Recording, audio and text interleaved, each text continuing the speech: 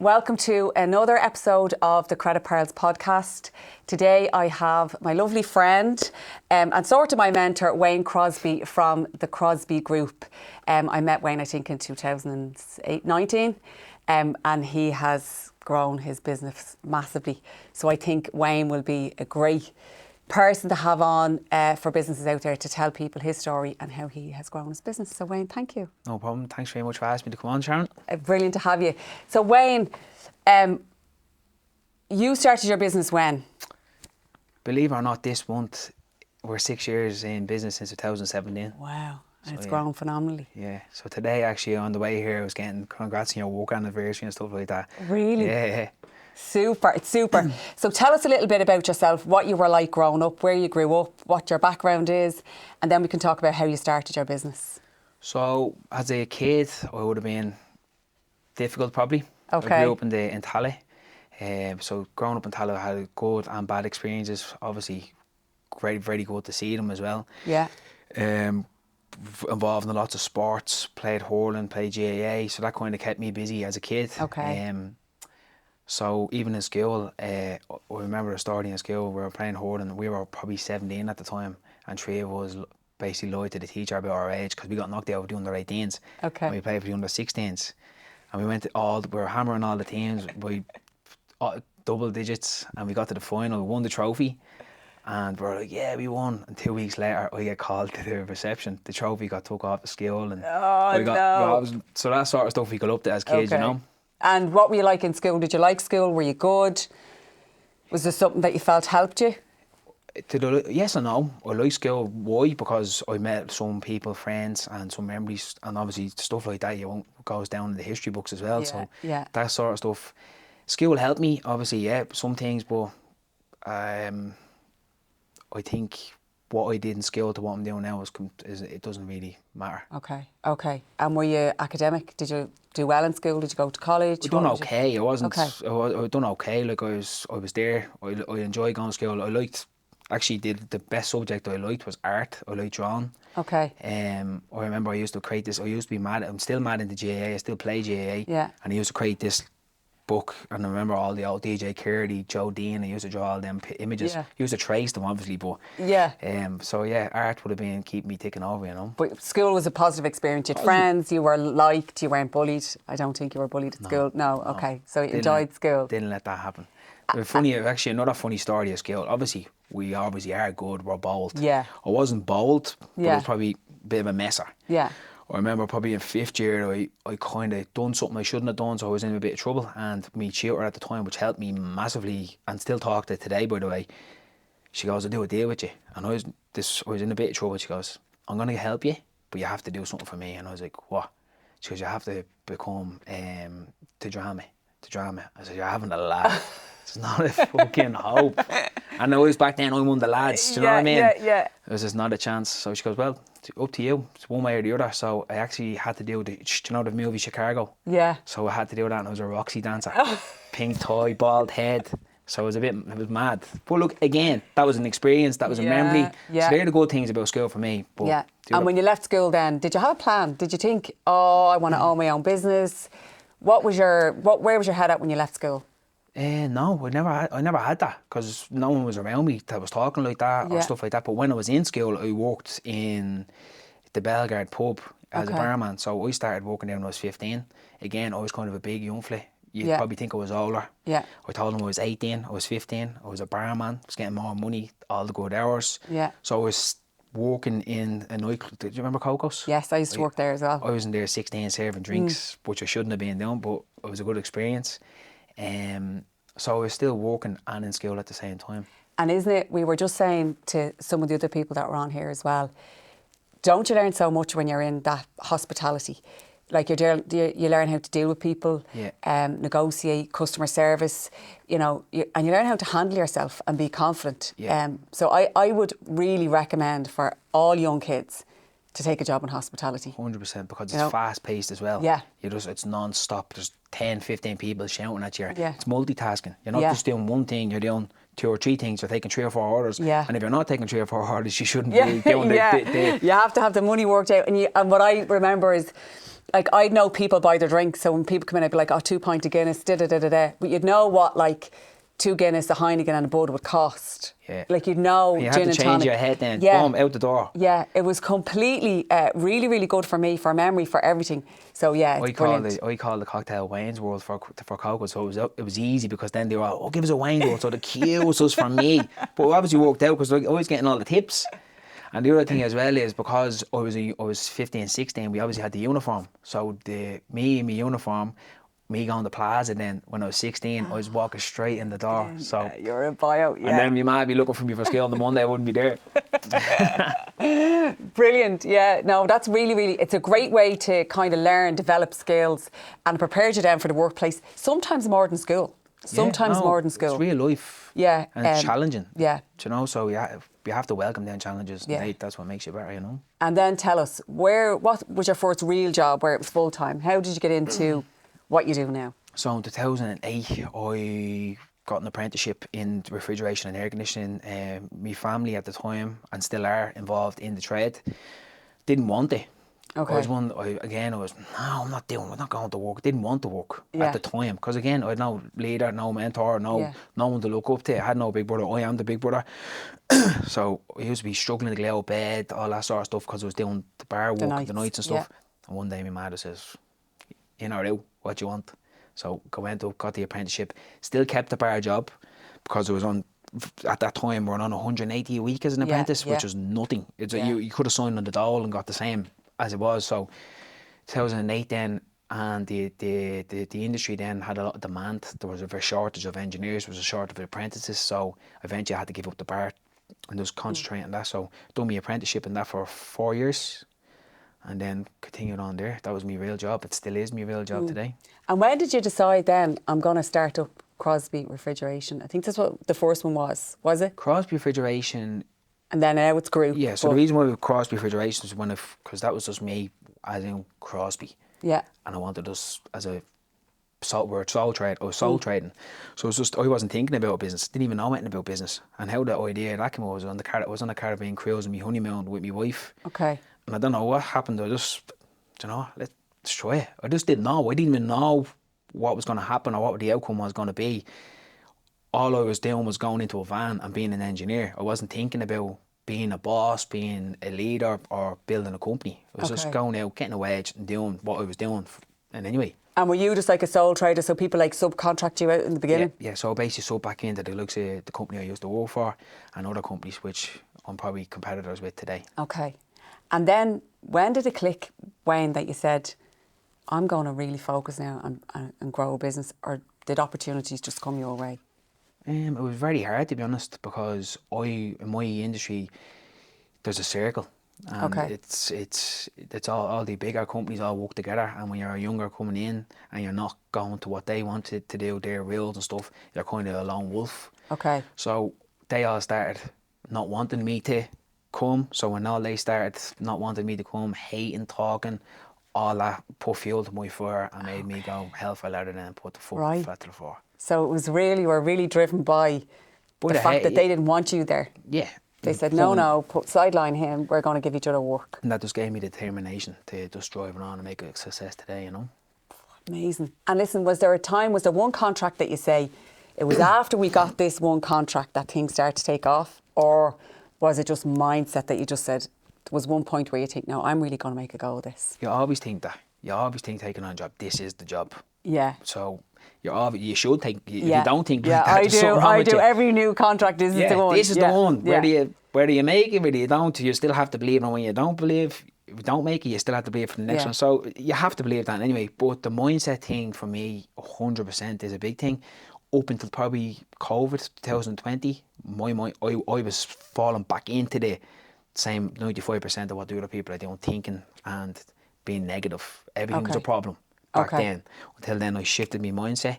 The problems start becoming challenges, and I used them then to excel as well, you know. Okay. So, in 2018-19, what was it just you? Did you have a team? What way was the situation then? So 2017, 2018, it was just me and a boy in a van. So I was working day and night. I mean day and night. Didn't see home for months. I don't even remember. Couldn't even think back then.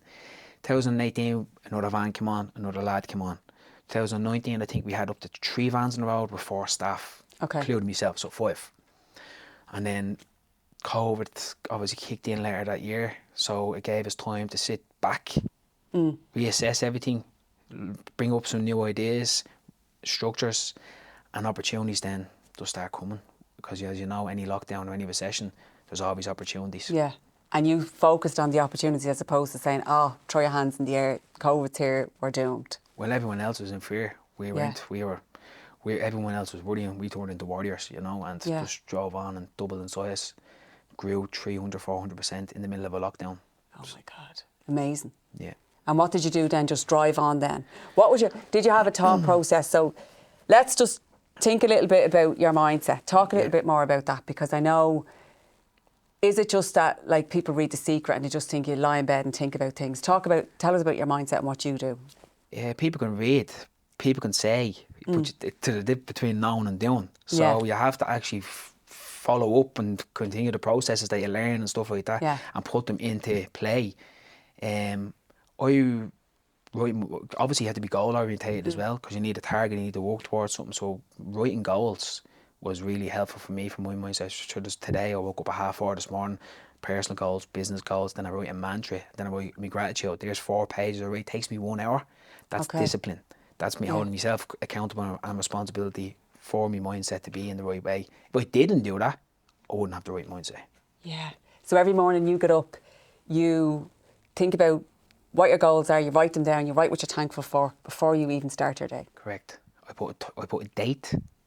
I write. So let's just say I have a personal goal. I put a date. I don't just put one-liners, because you have to give the universe what they want to hear. Yeah. The more information, the more you get. Okay. Then I put a date. I write it's done and I sign it. So that gives me to work towards it.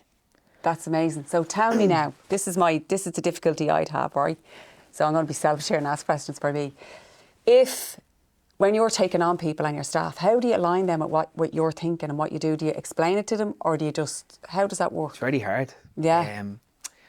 I find getting lads in on the ground as like fresh, like I was in 2008, and breed them your own way is a lot easier.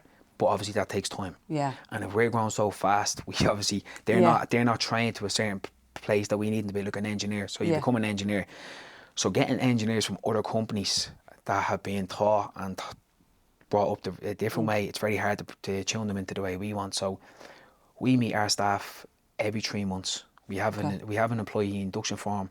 There's procedures for service, procedures for installs.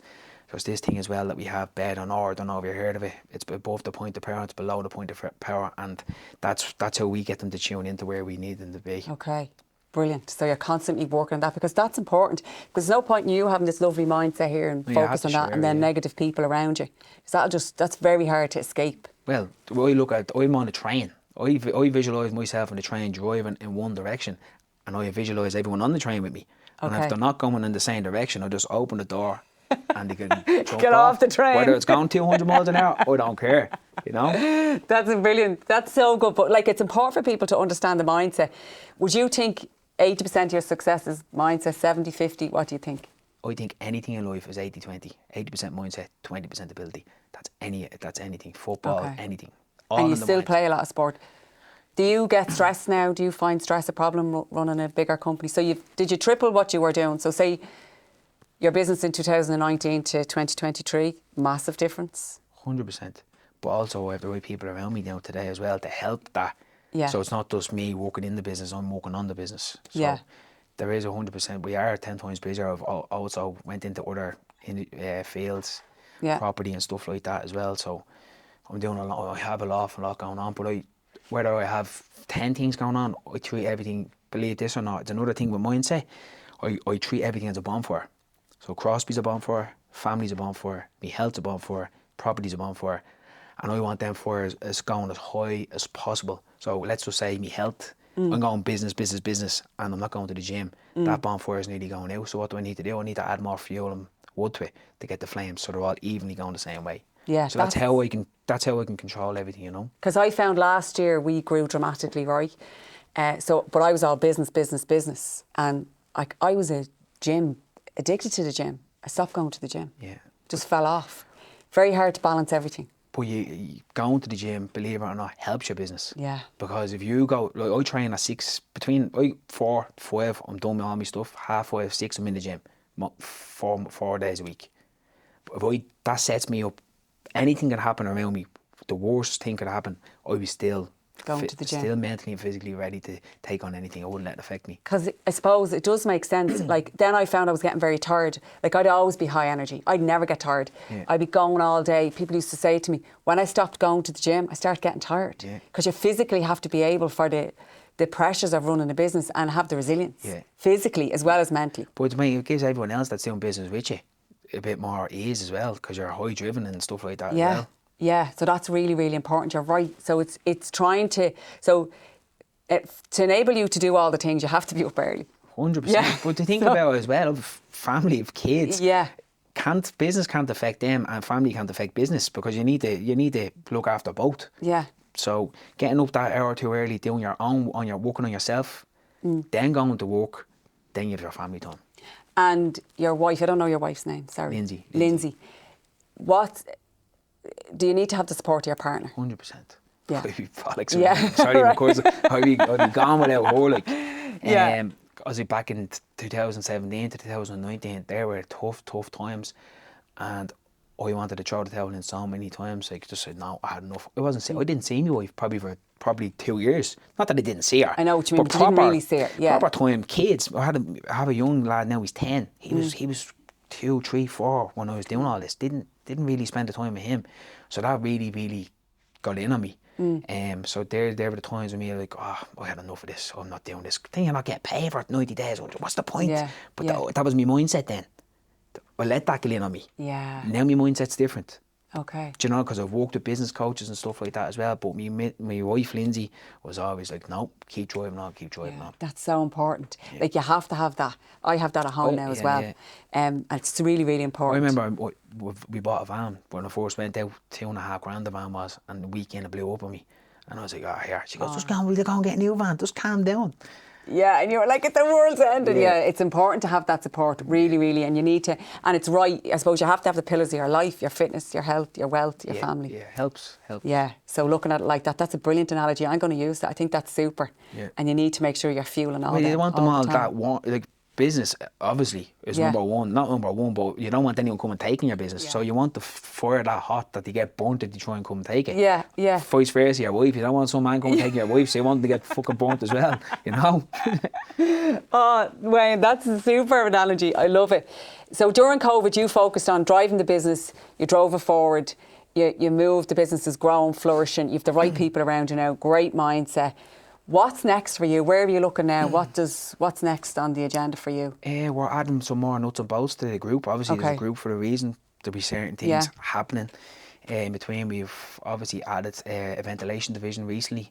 So we have lads now working direct with us from doing ventilation projects as well. So there will be more sort of services added to the group.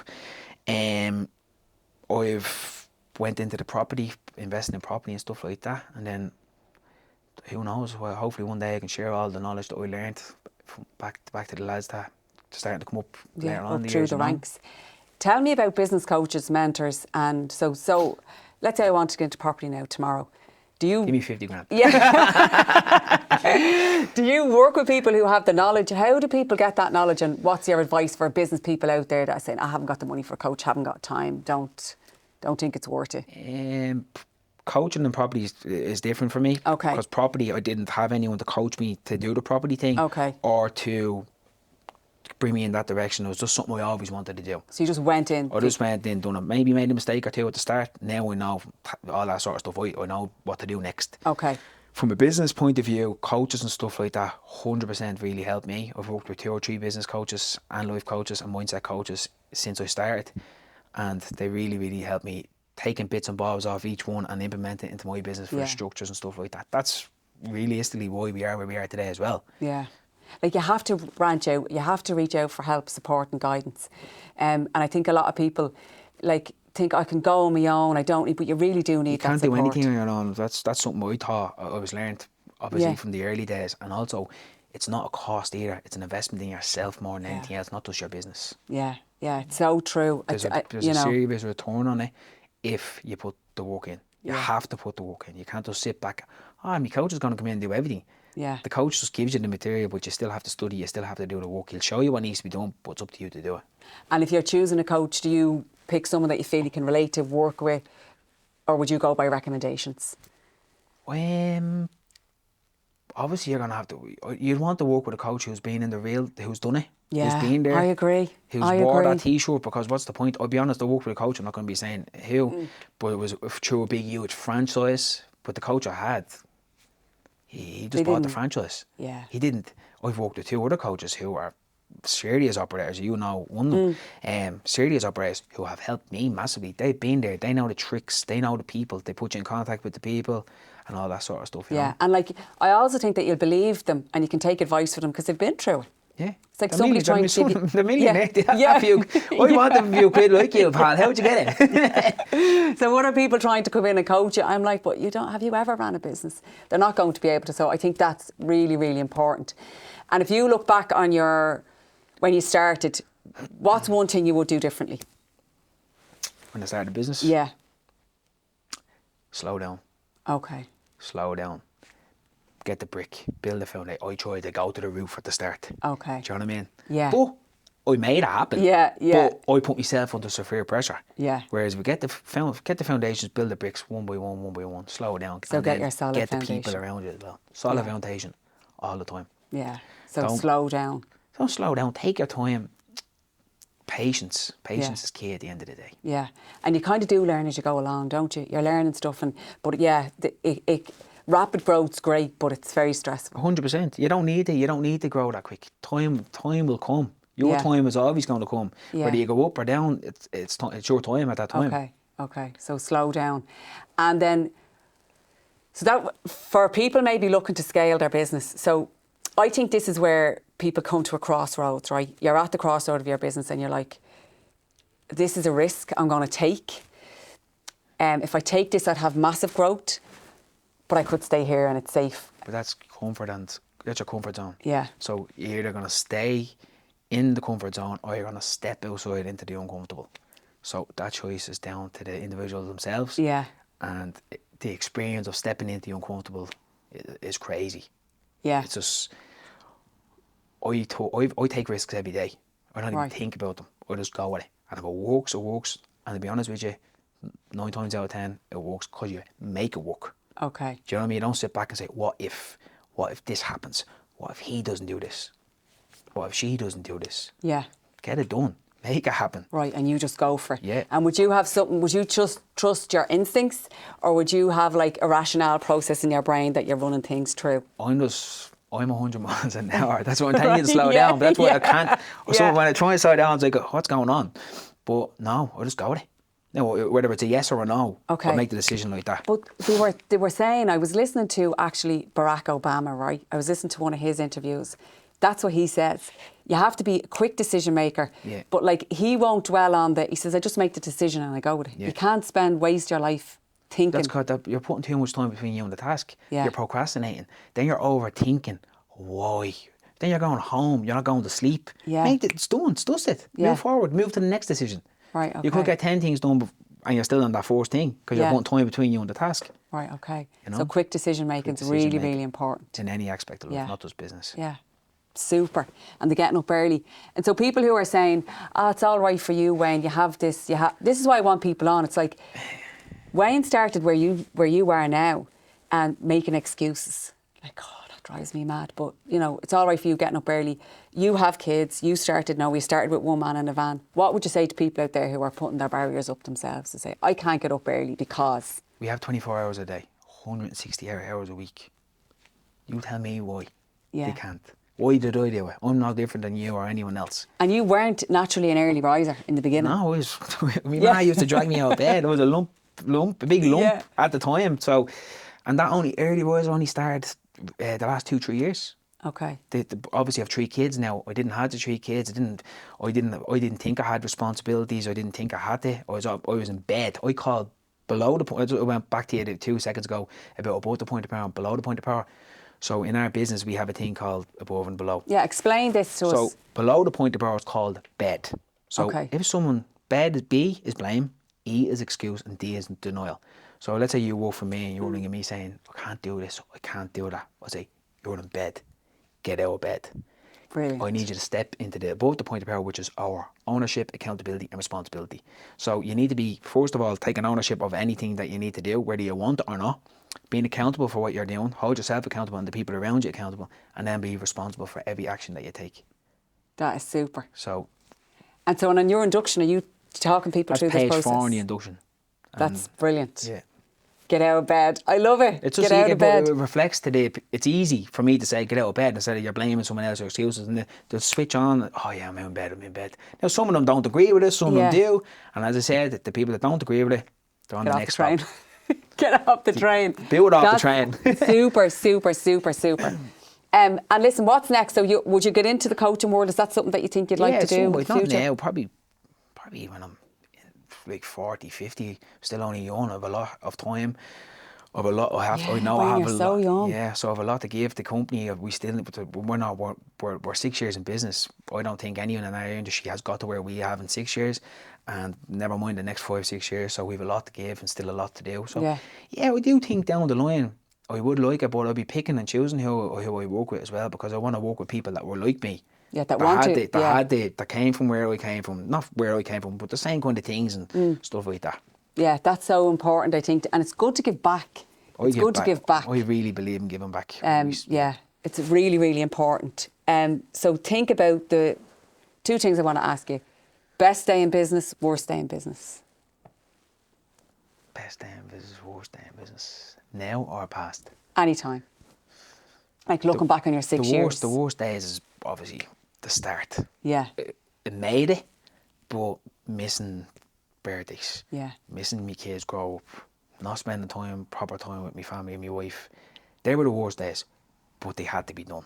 That's what I was thinking. The more people, like, because we've a balance here to be had, right? So when I talk to people, loads of people are saying, don't be overdoing it, don't be killing yourself. But like, I'm like, in the beginning, you have to. Well, who's going to do it? Yeah. Is someone else going to do it for you? Yeah, they're not. No, and even today, even where I am today, I still have to work hard. Yeah. If I take the foot off, my foot's always down on I get done speed. If I was in real life, I'd be getting done for speeding every day because my foot's always flat to the floor. I can't switch off. I still work as hard as I did day one, but I obviously have more time. I create more time with my family now and my wife. Yeah. And working smart, not hard. Yeah. But you're also you're prioritising what you want. Yeah. Yeah. But I think the early days in the beginning, I do. Because you're doing everything. And then everything's a problem.